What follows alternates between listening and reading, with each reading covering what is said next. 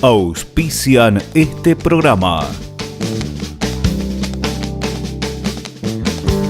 Llegará gente del campo, mi casa se ha vuelto fiesta, serpentina de mi raza que indica que no está muerta.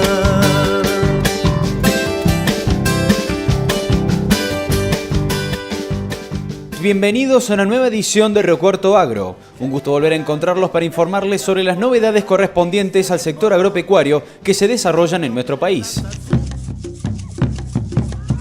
Participamos del primer taller del periurbano de la ciudad de Río Cuarto, realizado en el Teatrino de la Trapalanda, organizado por INTA y demás instituciones. En esta oportunidad dialogamos con el ingeniero agrónomo Jorge de Prada.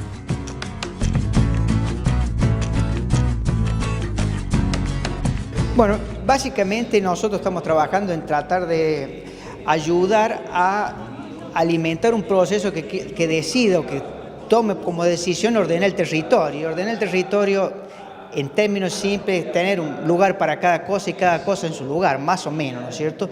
Y dentro de eso uno necesita, sí o sí, si uno quiere ordenar el territorio, pensando en el periurbano, necesita una construcción social de una visión futura para que cada uno de los actores que participa, ya sean actores vinculados a la ciudad o vinculados al medio rural o que son parte del periurbano, puedan compartir una imagen, una visión común y compartir la sabiduría y conocimientos que hay, tanto el conocimiento científico y tecnológico como puede estar en una biblioteca o puede estar en la universidad o puede estar en la cabeza intelectual, como el conocimiento y saber popular que está en la cabeza de la gente en el quehacer de cada día. Juntar ese conocimiento y eso que se transforma en sabiduría para los que tienen que decidir. Básicamente nosotros compartimos un procedimiento que le llamamos procedimiento por multicriterio por fase, que permite diseñar esa visión futura compartida involucrando a los distintos actores para sistematizar el conocimiento, primero para producir el suelo periurbano, porque el que tenemos el resultado del proceso histórico. Y nosotros podemos querer mantenerlo para mirando al 2030, o podemos querer generar alternativas donde en ese suelo periurbano, en esa franja periurbana, en esa área de tierra, se creen estructuras y funciones que sean sinérgicas y funcionales tanto a la ciudad y a los actores que participan de la ciudad como al medio rural.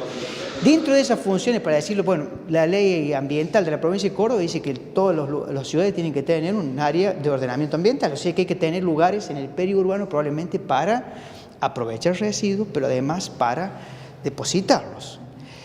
O hay que tener un área para que provea de alimento a la propia ciudad, básicamente aquellos alimentos que tienen alta relación volumen por precio, porque no tiene mucho sentido importar 1 kilo de lechuga, o sea, no, entonces, todas esas áreas, esas funciones son muy propias del periurbano, pero la ciudad tiene que decir, bueno, cuáles son digamos, el conjunto y el gobierno tienen que decidir, mirando hacia el futuro, cuáles son las funciones que va a privilegiar en ese periurbano y ayudar a producirlo. Y el procedimiento que nosotros diseñamos va en esa línea, usar lo que hay de conocimiento de los actores, de la bibliografía, de involucrar a cada uno de los actores y diseñar alternativas para resolver cada problema estructural que identifiquen como importante a aquellos que tienen la responsabilidad de gobierno. Pero no asignándole a esos actores solamente la responsabilidad de lo que resulte del sistema territorial que va a incluir el periurbano, el urbano y el rural, sino que la responsabilidad, lo que surge del sistema territorial, la propiedad del sistema territorial es del conjunto de partes en interacción, donde por supuesto el gobierno, a través de las decisiones que toma y que induce al Estado, tiene una responsabilidad muy importante, pero además las partes y los actores que participan en distintos lugares tienen mucha responsabilidad, ya sea en la contribución y después las actuaciones que se hacen para construir el futuro. Estamos en el primer taller del periurbano de Río Cuarto, aquí en el Teatrino de la Trapalanda. Estamos en presencia del economista Gustavo Buzo. Ante todo, bueno, agradecerte por tu tiempo. Y bueno, preguntarte, hace muy poquito que realizaste tu ponencia, primero, ¿en qué consistió y cuáles fueron los puntos más importantes de lo que le expusiste a la concurrencia? Bueno, en este taller sobre el periurbano de Río Cuarto, una ciudad de tamaño intermedio, mi ponencia tuvo que ver con la idea de planificar, la planificación en la experiencia de Río Cuarto y del Gran Río Cuarto, digamos, el aglomerado urbano del Gran Río Cuarto, digamos, Río Cuarto y la municipalidad de Las Higueras y de Santa Catalina o Estación Olver, rescatar un poco las experiencias. Me tocó participar en el Plan Estratégico Gran Río Cuarto, en su formulación, y bueno, entender que el problema de lo periurbano y los problemas urbanos en localidades de tamaño intermedio que están ya conurbadas, tan aglomeradas, son problemas comunes, pero que están divididas en 3 ejidos decisionales, pero que ameritan soluciones en conjunto para problemas que son comunes. Ahora, el tema es que no existe un organismo o una instancia supramunicipal que pueda abordar esto. De ahí la necesidad de pensar en instrumentos de planificación, como puede ser un plan estratégico, ¿sí?, en donde Río Cuarto tiene algunas experiencias inconclusas, parciales, pero que son necesarias para pensar los problemas urbanos y para pensar escenarios futuros y pensar la política desde escenarios futuros. Y esto es lo que puede aportar muchas veces el conocimiento, digamos, en el caso mío como docente, como investigador, como profesional, digamos, que trabaja temas de desarrollo local, poder pensar y aportar desde miradas que tienen que ver con tendencias de largo plazo, los cambios demográficos, económicos, sociales, ambientales, pensar el rol que tiene en el territorio una ciudad intermedia y la jerarquía que tiene en el sistema de ciudades. Esto es pensarlo también en términos geopolíticos, porque para pensar el desarrollo local de cara al siglo XXI tenemos que pensar no solamente en la historia que nos constituye, sino también en los escenarios futuros que se nos avecinan, para poder pensar en políticas locales, pero también de articulación, en este caso no solamente de distintos municipios, sino también de distintos actores, de distintos saberes, ¿sí?, y que puedan abordar problemas que son en esencia inter y transdisciplinarios, ¿no?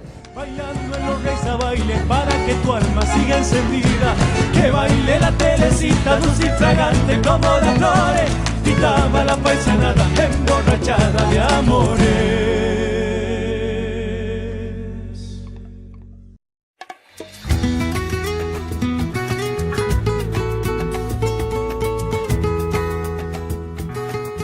Seguimos compartiendo imágenes del primer taller del periurbano organizado por el INTA. Es momento de escuchar al arquitecto César Carranza. Es mi país, una palabra de emociones, donde se mezclan la alegría. Mirá, la ponencia básicamente trató sobre el desafío que significa hoy el desarrollo urbano en confrontación con el espacio rural. Por lo tanto, el desafío es, nosotros decimos, un plan de desarrollo urbano ambiental que comprenda la problemática rural y evite que la ciudad la invada el espacio rural y que perjudique las actividades que naturalmente deben desarrollarse. Como así también tenemos que crear espacios intermedios que eviten que la producción rural interfiera con la vida urbana. O sea, hay espacios, que esto sería el eje de lo periurbano, donde se deben desarrollar tareas que no perjudiquen ni a lo rural ni a lo urbano. Es un poco una postal que nosotros tenemos de la ciudad de Río Cuarto, el hecho de que haya residencias, construcciones cercanas a huertas o a lugares donde se crían animales, que dentro de todo hasta el momento no han ocurrido mayores conflictos, pero en un futuro, cuando la ciudad crezca y gane más territorio del campo, pueden generarse situaciones que se buscan evitar con este taller. Exacto, tal cual. Hay sectores, por ejemplo, de desarrollo de fruta y horticultura y de producción de ladrillos y de areneras y demás, que son actividades que perfectamente pueden convivir en un área periurbana. Hay inclusive algunas de ellas que habría que expandirlas, desarrollarlas más y hacer con ellas la transición hacia el espacio rural concreto donde se hace la producción dura, digamos, del campo. En ese sentido, nosotros bregamos por un plan que articule esto casualmente. Y como arquitecto, ¿qué opinás vos, por ejemplo, de situaciones que ocurren en nuestra ciudad, en donde haya zonas que, por cierto elitismo, por cierta situación en donde cuesten más o menos, se tomen malas decisiones arquitectónicas, como por ejemplo generar un edificio de 12 pisos en un lugar donde no debería, generar un complejo de casas en un lugar donde quizás la infraestructura de gas y electricidad no puede? ¿Cómo es tu opinión desde el Colegio de Abogados en representación de arquitectos, perdón, del Colegio de Arquitectos con esta situación? Bueno, eso es o fallas en la planificación o falta de planificación. Cualquiera de los dos factores casualmente son un poco lo que nosotros vinimos a decir hoy. Hace falta planificación y hace falta un monitoreo constante de la planificación. Si nosotros creamos un gran plan de desarrollo urbano ambiental, pero no tenemos el ente que lo monitoree permanentemente y que evite que se cometan abusos, distorsiones, violaciones flagrantes de ese código, de ese plan, estamos sin solución. Es lo mismo. Podemos tener un gran plan que si no tenemos gestión de ese plan estamos mal. Ese es uno de los problemas que hoy visualizamos. Porque ¿cómo puede ser que se haga un edificio en un lugar que no se debe si está reglamentado por el Código de Edificación Urbana, que no se puede? Entonces, evidentemente está fallando algo. Y esas fallas son las que tenemos que solucionar con mejores sistemas de monitoreo. La receta hoy te la vamos a enseñar. Todos somos fuertes. Bueno, estamos en el primer taller del periurbano en Río Cuarto, aquí en el Teatrino de la Trapalanda. Estamos en presencia de la jefa de INTA Río Cuarto, Alejandra Canale. Ante todo, bueno, agradecerte por tu tiempo. En principio, pedirte un balance de esto que fue un taller donde se unieron muchísimas miradas profesionales, en ese sentido, marcar como un éxito esto, que todas se juntaron para hablar de una misma temática que es la zona periurbana de la ciudad de Río Cuarto. Sí, la verdad estamos muy contentos con el desarrollo del evento. La verdad que el taller contó con la participación de innumerables disertantes que están trabajando de una u otra forma con el INTA y trabajan en este sector que es un sector de transición que a veces es grande, a veces chico, que es permanente los conflictos que existen entre la parte rural y urbana. Y la idea de esto es acortar esos conflictos, debilitarlos y tratar de buscar soluciones o alternativas que generen a través del diálogo posturas y acciones que superen estas problemáticas que generalmente se están visualizando. Consideramos muy importante también la articulación que hubo para organizar este taller junto con la municipalidad. Ellos están en una nueva gestión, hay mucho tiempo por delante para desarrollar acciones en conjuntos y escuchando la ponencia de la mayoría de profesionales de la Universidad Nacional de Río Cuarto, generalmente, porque es lo que más ha copado, digamos, el evento.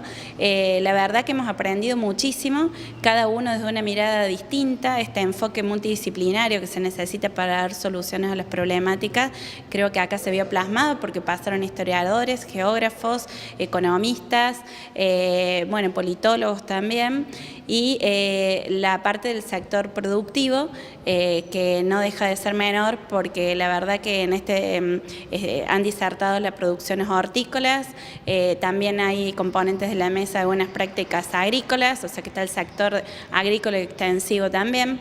Así que bueno, la verdad que el balance en sí es muy positivo.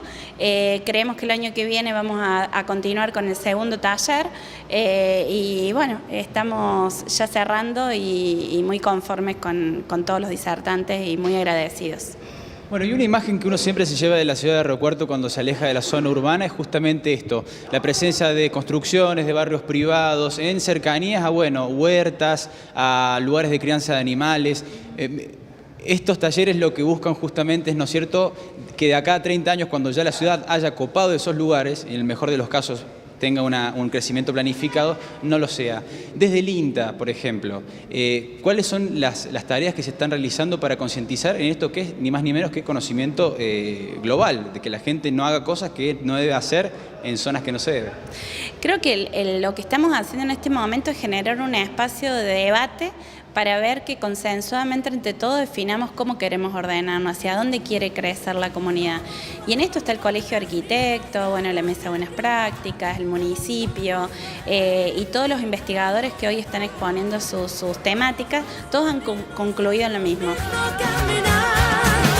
Vamos adelante, con el mismo sueño. Todos somos pueblo con las mismas ganas de triunfar. Todos somos pueblo.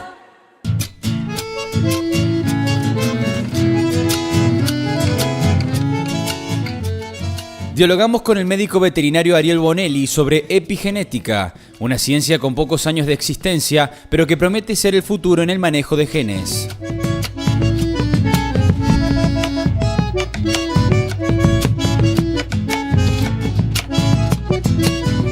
Sí, es una ciencia nueva, una rama de la biología bastante interesante para todos los que nos gusta y nos apasiona la biología, como para empezar a tratar de seguir entendiendo cómo funciona nuestro genoma.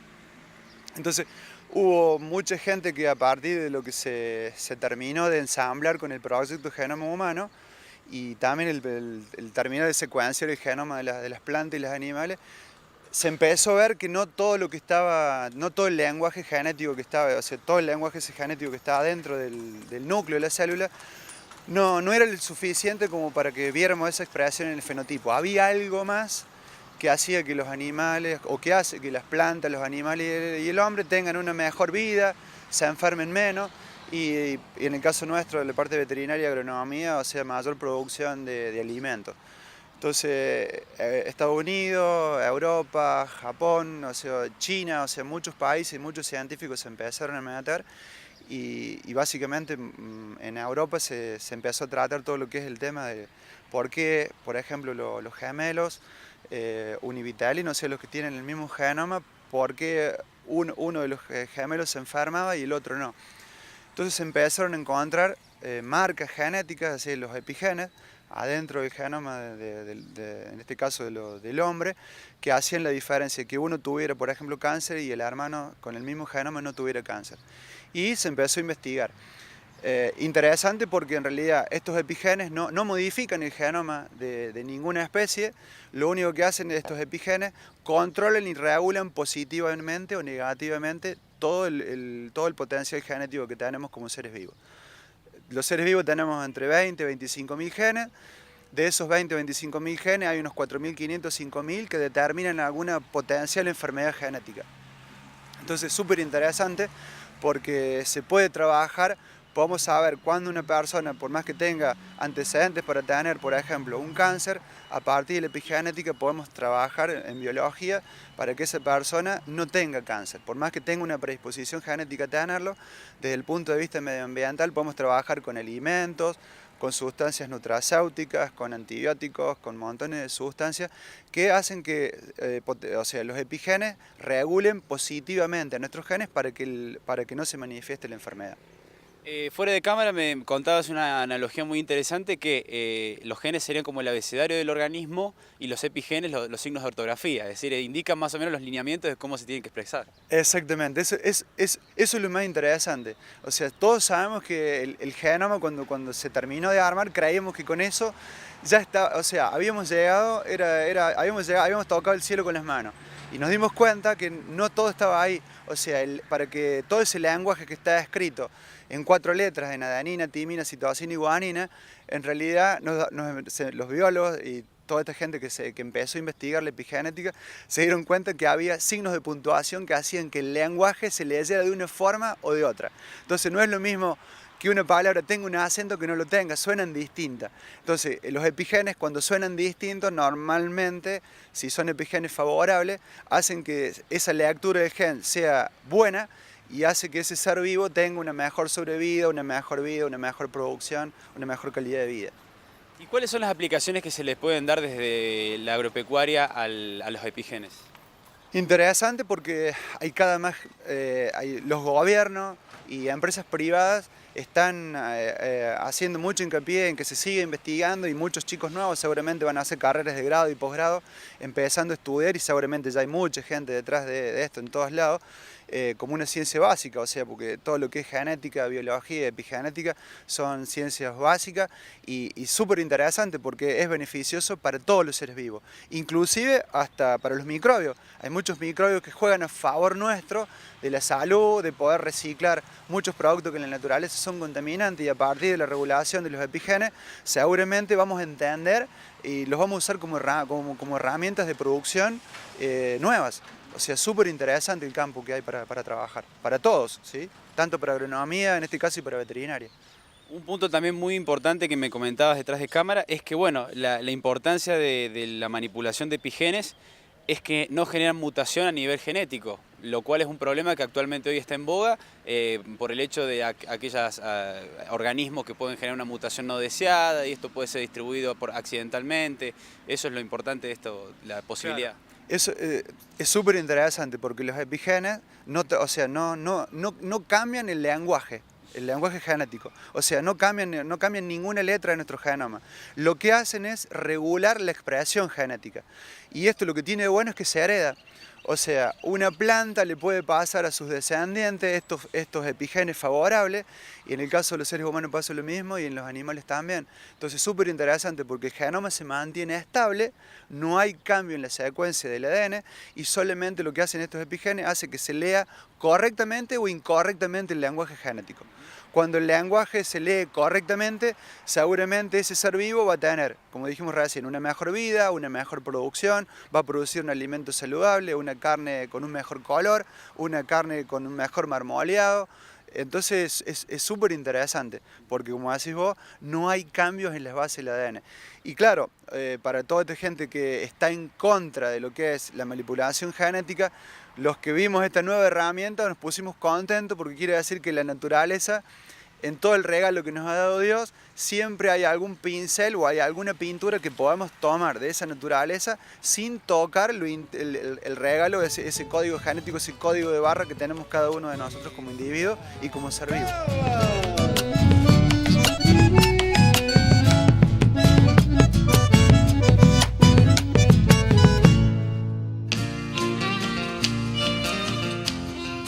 Llegamos al final de nuestro programa. Los invitamos la próxima semana para compartir juntos una nueva edición de Río Cuarto Agro por la pantalla del Rural. Auspiciaron este programa.